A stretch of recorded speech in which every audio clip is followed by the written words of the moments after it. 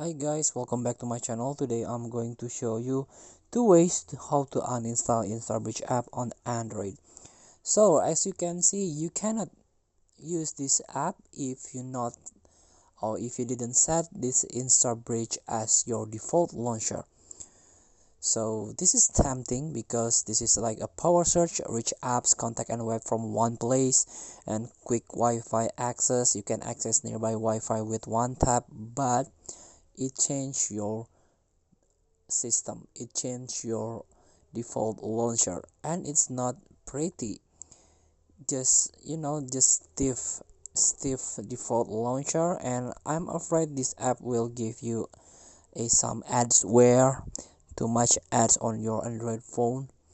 So it's easy to uninstall this app. See, keep asking a how you can set this app to your default launcher. Just tap the new tab icon to close this instabridge. So all you have to do, the first way is tap or hold this icon and tap uninstall. And the second way, go to the Play Store. Let's uninstall from the root. Try to search the instabridge. Here, tap to uninstall from the Play Store. So it's done. Thank you for watching. Don't forget to comment, like, and subscribe, and so click the next button below.